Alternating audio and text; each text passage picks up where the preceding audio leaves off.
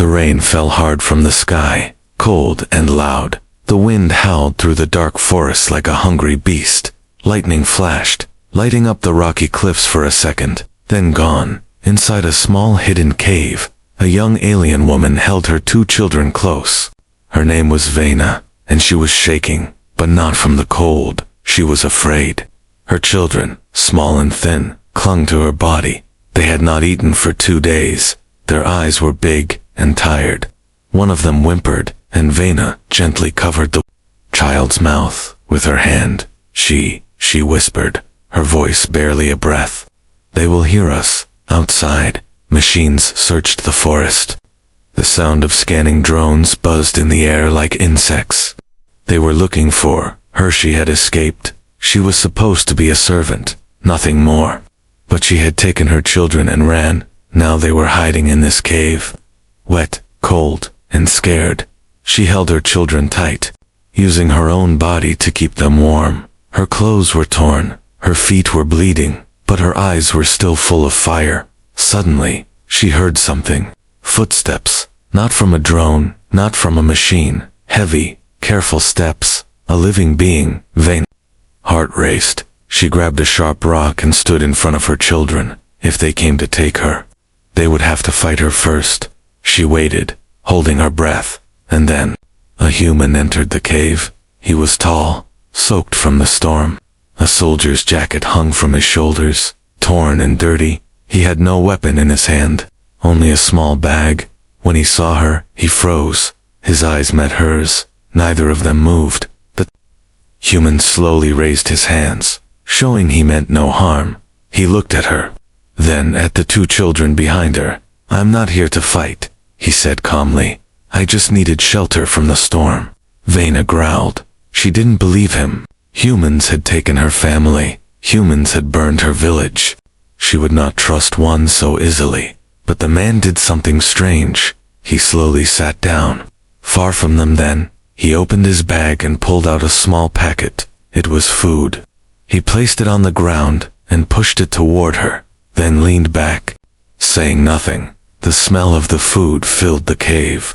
Her children peeked from behind her, their eyes wide, their stomachs growled, loud in the silence. Vena looked down at them, then at the food. She hesitated, then she picked up the packet and tore it open. She gave half to her children, and kept the rest. They ate quickly, small bites. The man watched silently. He smiled just a little when the children giggled softly.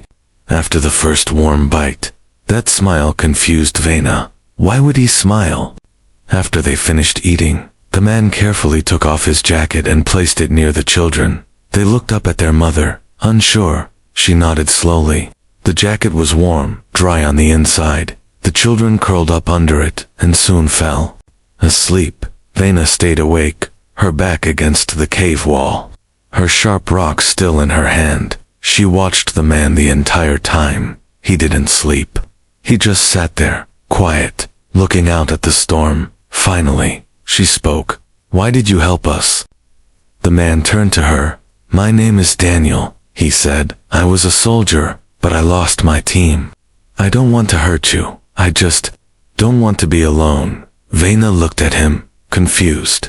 She didn't know if she could trust him, but something in his voice sounded real. Tired, like her, broken, like her. The storm raged outside, but inside the cave, it was quiet now, safe for the first time in many nights. Vena looked at her sleeping children, then at the strange human sitting across from her. He had fed them, given them warmth, and asked for nothing in return. Maybe tomorrow, she would run again. Maybe she would fight him, but tonight, she would let him stay. And deep inside, a strange thought formed, one she was afraid to say aloud. What if this human could protect them? And without meaning to, her heart whispered a question she would later speak. Could he be their father? That cave was no longer just a hiding place. It was the beginning of something new, something they all needed. Hope. Vena didn't sleep that night, even though her body was tired. Even though her eyes wanted to close, she sat by the wall of the cave, her arms around her knees. The human, Daniel, was still there, sitting near the entrance. He hadn't moved much. He just sat with his back to the stone, watching the rain fall outside. Her sharp rock was hidden beside her. She could reach it in 1 second if he made a wrong move. Her heart didn't trust him yet. Not fully. Not after what she had seen. Not after what the humans had done to her kind. She looked at her children. They were still curled up under Daniel's jacket. Warm, peaceful, soft breaths rising and falling. She hadn't seen them sleep like that in weeks, and that scared her even more. In the early morning, the rain finally stopped. Mist covered the forest, and the sound of dripping leaves echoed around them. Daniel stood slowly, stretching his sore arms. He looked back into the cave and smiled gently at Vena. "Still watching me," he said softly. "Good." She didn't answer. She just stared, her eyes cold, her face unreadable. "I'll get water," Daniel said, lifting a small empty bottle. He pointed toward a slope nearby. Streams not far. Still, he waited. He didn't walk away until she gave the smallest nod. The moment he left, Vena moved quickly. She checked his bag. No weapons, just dried food, a broken radio, and a photo. She paused. Staring at the photo, it showed a human woman holding a baby. They all looked happy. Vena frowned and shoved the photo back in. She didn't want to believe he was kind. Kindness was a trick, a weapon with a smile. That's what she had learned. When Daniel returned, he tossed her the bottle first. Clean water. She smelled it, tasted it, and then gave it to her children. They drank it fast, then smiled with wet lips. One of them, the smaller boy, looked up at Daniel and said, Vena's eyes widened. She stood up quickly. "No," she said, voice sharp like broken glass. "Don't call him that." The boy blinked, confused, then lowered his head. Daniel said nothing. He only looked at Vena for a long moment, and then turned away. Later, while the children played with pebbles near the cave wall, Daniel tried again. "I don't know your story," he said gently, "but I can tell you mine." Vena didn't reply, but her ears listened.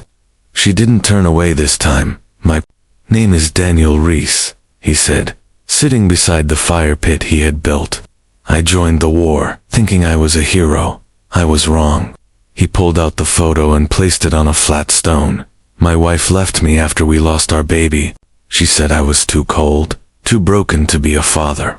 Vena stared at the photo in silence. She felt something shift inside her chest. She remembered her mate's final scream when the camp guards beat him. She had held her children tight. That day too. "Just like now, I lost my family," Daniel said softly. "Maybe that's why I helped you. Maybe I wanted to protect someone again." Still, Vena didn't speak. She didn't know what to say. Words felt like fire on her tongue. But later that evening, as the sky turned purple, she walked over to where he sat. She opened the pouch around her neck and pulled out a small stone. "This was his," she said, voice flat. She placed the stone in Daniel's hand. "His name was Korath. He died protecting us." Daniel closed his fingers around the stone. He didn't say sorry. He didn't offer empty words. He simply nodded and placed the stone next to the photo of his lost child. That night, Vena let her children sit beside Daniel. He told them a quiet story about the stars. They laughed, even though they didn't understand every word. And when they finally fell asleep, leaning on him, Vena didn't stop them. She sat across the fire, arms crossed, but her face looked softer, her eyes less guarded, for the first time. She didn't hold the sharp rock in her hand. It sat on the ground beside her, forgotten for now, as the fire crackled between them. Daniel looked up and said, "You don't have to trust me yet, but I'll be here tomorrow." Vena didn't smile, but her eyes didn't burn with fear anymore. There was still darkness in her, still pain, still doubt, but maybe, just maybe, she had met a human who wasn't like the rest. The morning sun had not yet risen. The forest was still dark, covered in mist. Birds had not begun to sing, and the wind whispered like a warning. Inside the cave, the small family was waking slowly. The children yawned. Vena stretched her sore limbs, and Daniel quietly sharpened a stick near the fire. For a few peaceful moments, it felt like nothing could touch them. But peace never stayed for long in a world like theirs.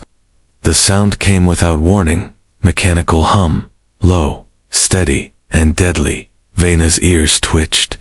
Her eyes narrowed. She rushed to the entrance of the cave and peeked through the vines. Her breath caught. A black drone flew past, slow and scanning. It had red lights on its sides and sharp claws underneath. Behind it came for humans in armor, hunters. Her hand went to her children at once. "Pack everything, now," she whispered. Voice trembling, the children froze, confused. Daniel stood, already checking his gear. "How many?" he asked, his voice calm but firm. "For humans," she said. "One drone. They're scanning everything." Daniel didn't wait. He grabbed a small mirror and climbed silently up the side of the cave wall. From there, he could look over the trees. He watched the hunters as they moved through the thick woods. "Following heat signals. They're getting close," he said, climbing down. "We can't outrun them like this." Vena's heart raced. If they ran, the children would slow them. If they stayed, the drone would spot them. Tears filled her eyes, not from fear, but frustration. Again, hunted. Again, helpless. Daniel knelt beside her. "I have an idea," he whispered.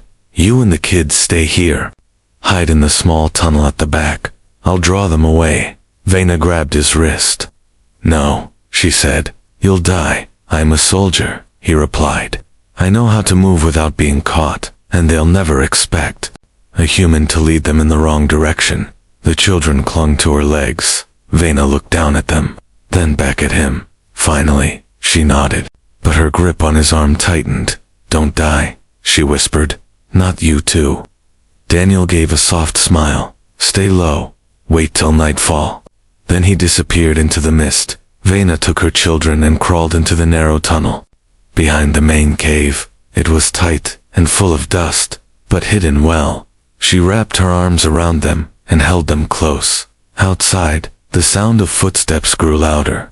She covered their mouths gently and prayed to the stars above. Meanwhile, Daniel circled wide through the forest.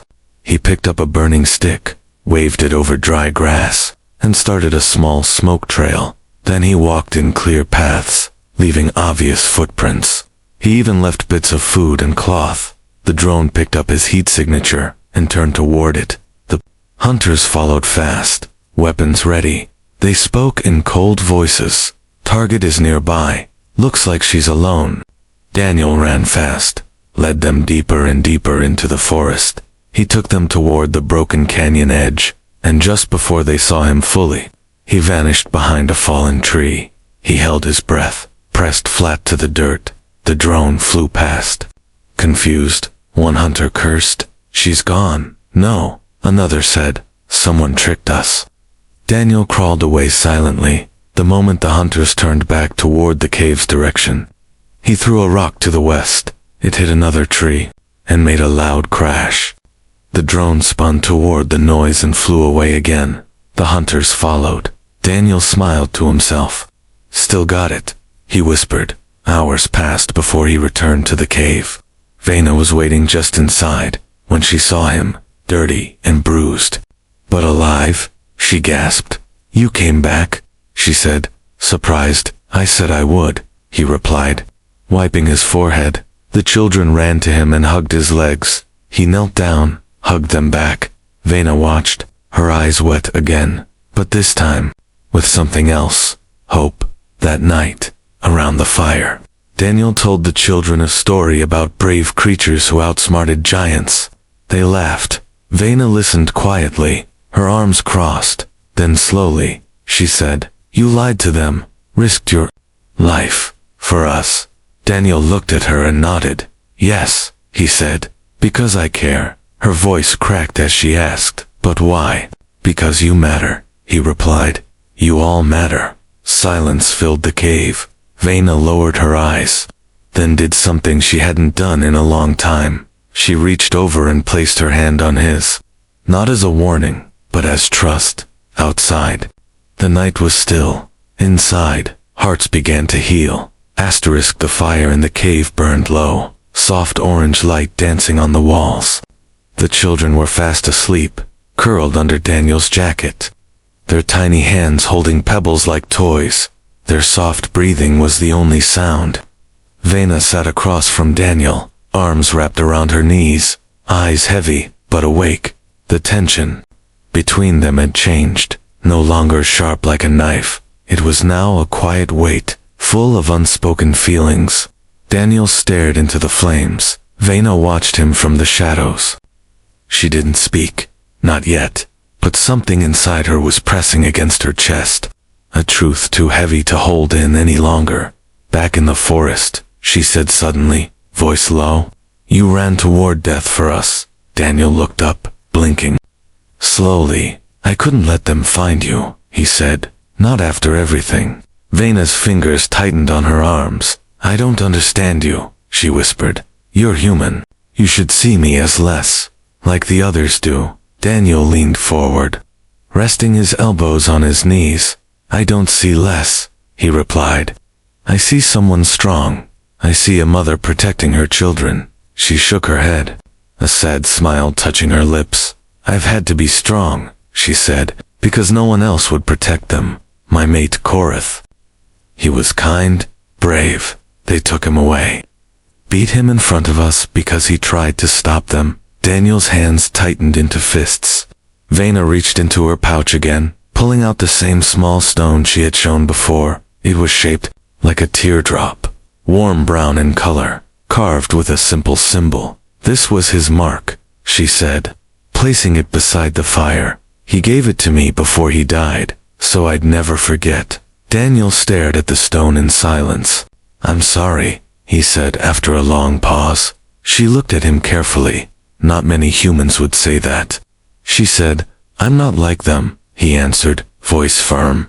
"I joined the army because I believed in helping people, but I saw what we did to your kind. I saw how we were taught to fear and hate you, and I hated myself for being part of it." Vena's gaze softened. She leaned back and sighed.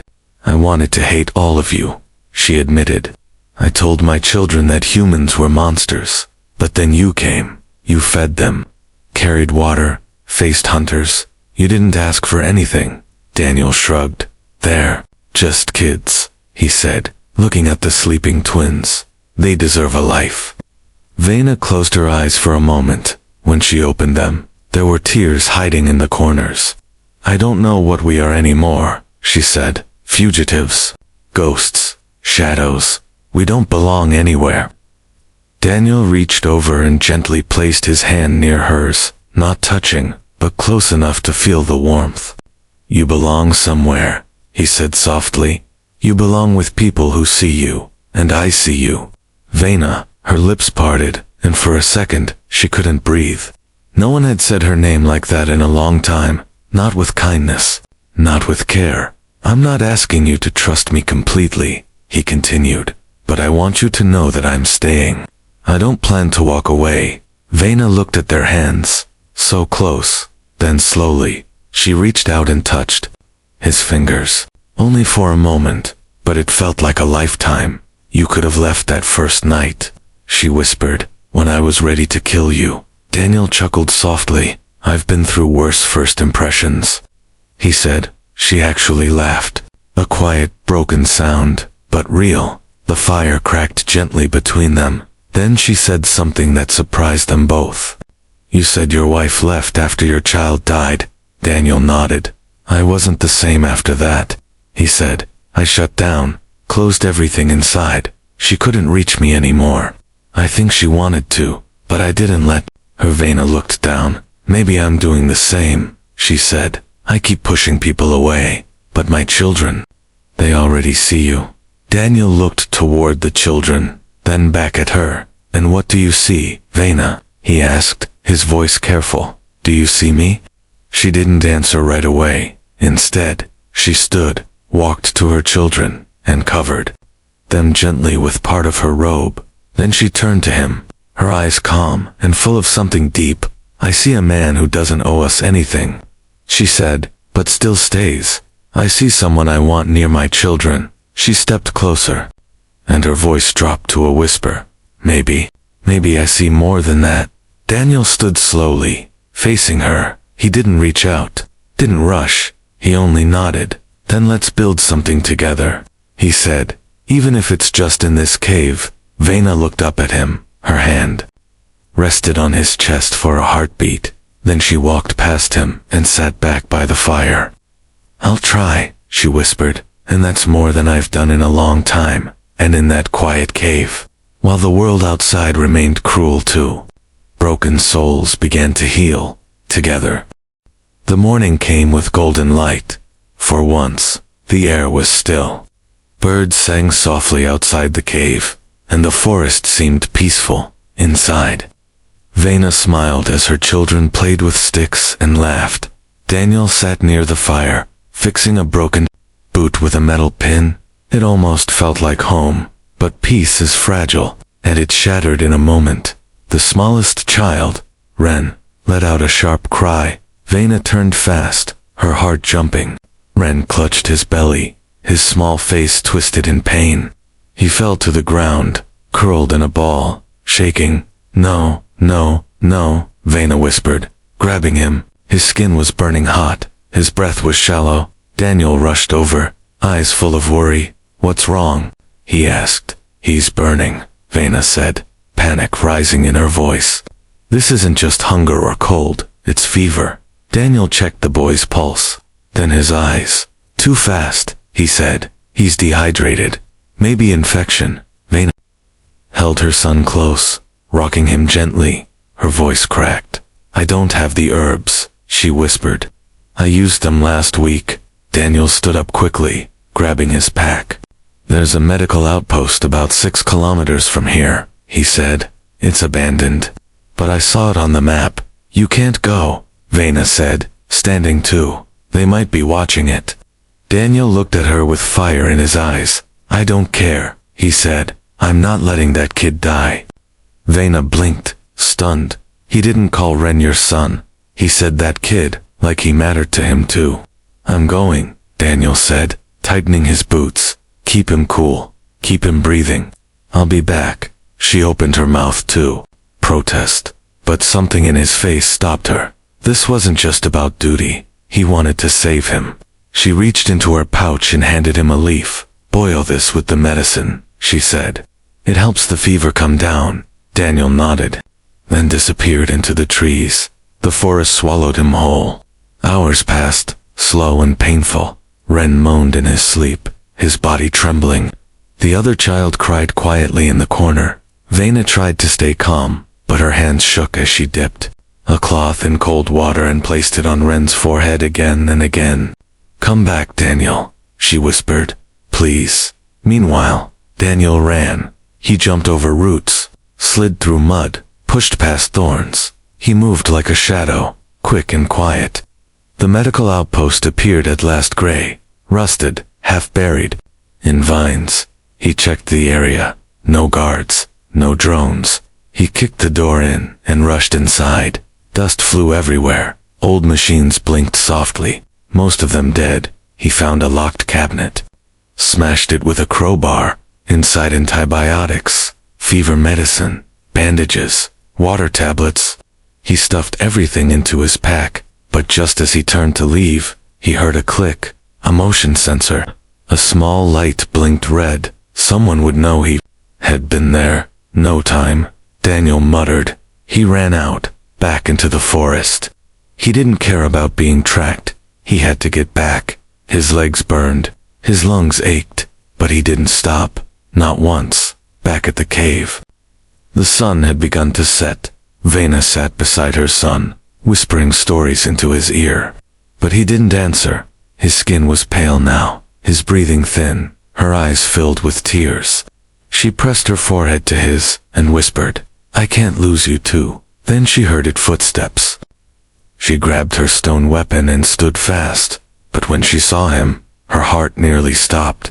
Daniel stumbled in, bleeding from one arm, mud covering his legs, but he was smiling. I got it, he said, collapsing to his knees.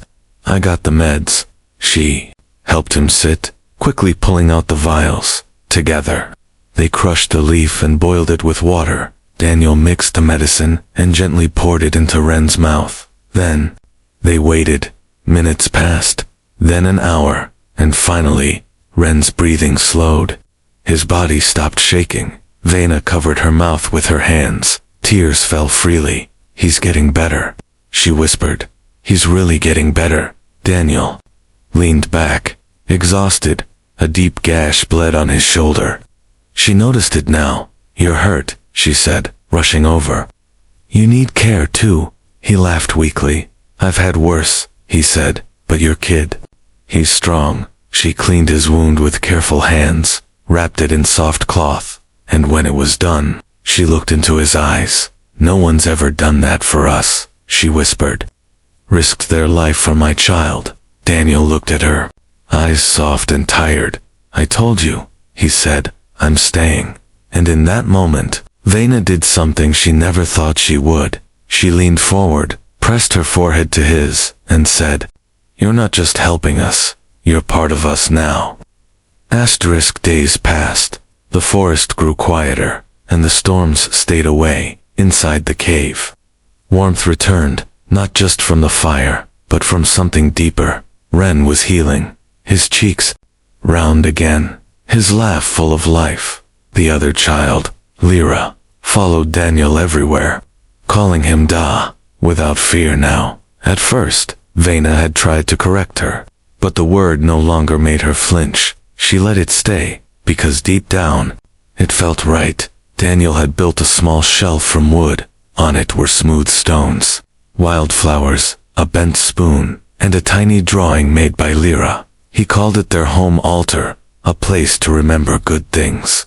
He taught the children how to sharpen sticks safely, how to find dry wood, and how to listen for wild animals. At night, he told them stories of earth, of snow, of big blue oceans, of cities that sparkled with lights. Vena would sit nearby, pretending not to listen, but her ears always followed every word. She had stopped holding her weapon at night. She didn't need it anymore. One morning, Daniel showed them something new. He had built a small wooden frame outside the cave. It was covered with moss and branches. "Shelter extension," he said with a grin. "More space for us." Vena helped him that day. Side by side, they worked. Their hands touched more than once, but neither of them pulled away.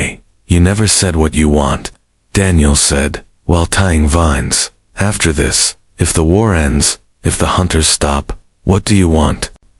Vena paused, looking at the trees. The wind played with her hair. "I want them to grow without fear," she said softly.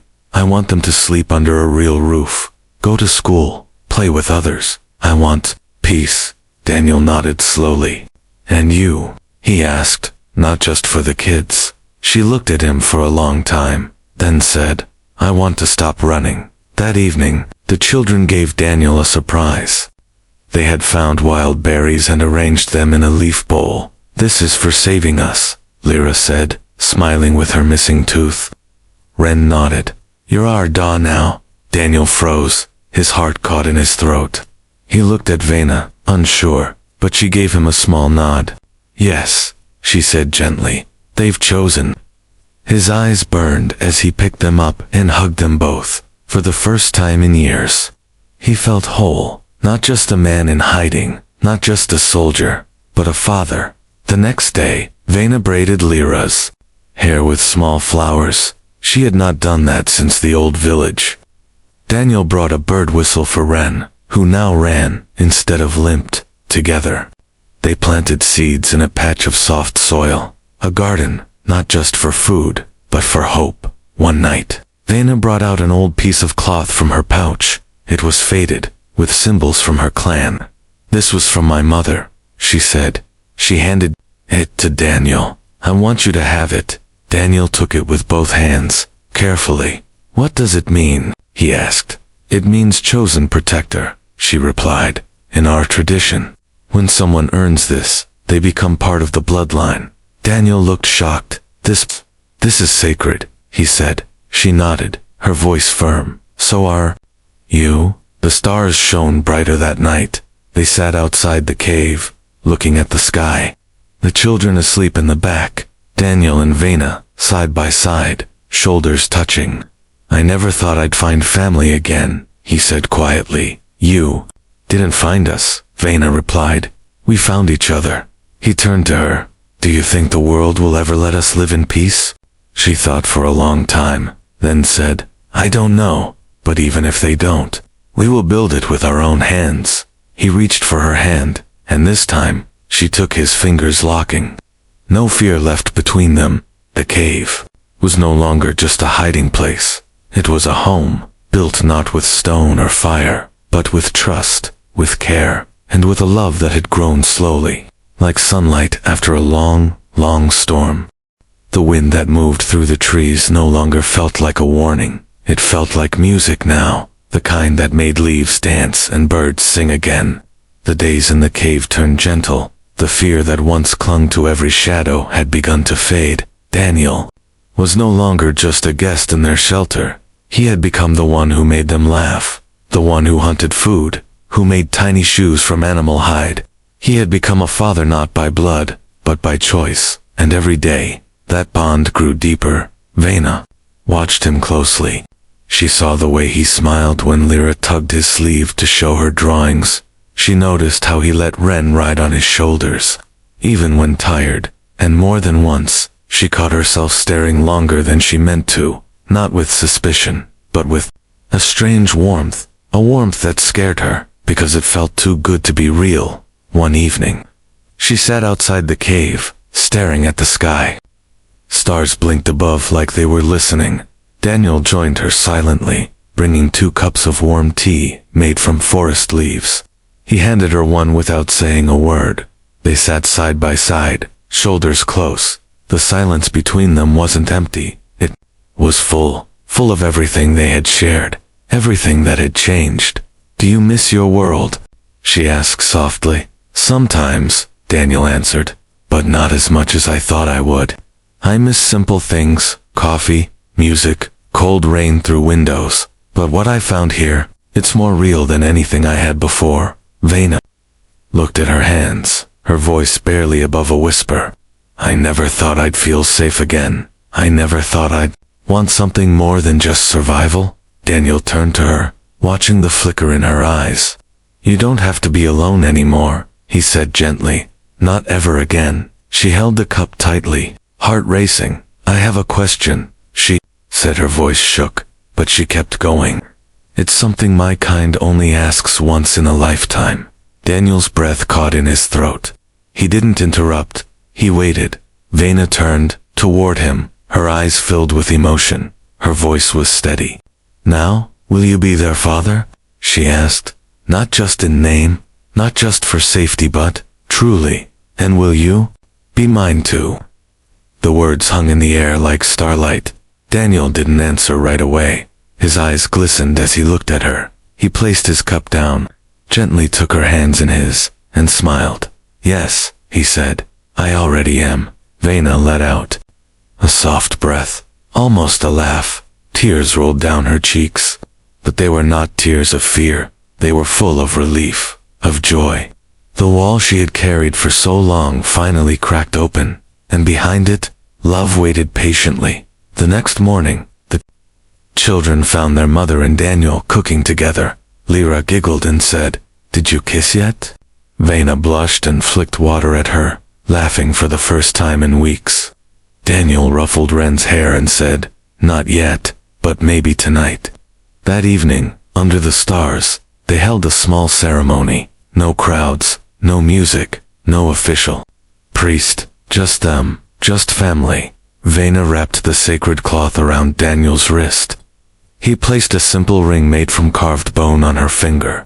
The children threw flower petals and danced in circles, and in that small moment, they became something whole, something unbreakable. But peace never stays forever. Days later, a scout drone passed overhead again. Daniel saw it first. He stepped outside, with his hands up, eyes calm. The drone scanned him, blinked, and moved on. No soldiers followed. No gunfire came. It seemed the war was truly ending. Still, They packed what they could. They would leave the cave soon, build something bigger, somewhere open, somewhere safe. Vena and Daniel stood together on the edge of the hill. The forest behind them, a future ahead. We're not running anymore, she said. No, Daniel replied. We're going home. He lifted Ren into his arms. Vena carried Lyra on her back. Together, they walked into the sunrise. Not as fugitives, not as strangers, but as a family, one built from pain, healed by love, and made strong by choice. And as the stars faded from the sky, a new chapter began, not one of fear, but of belonging, forever.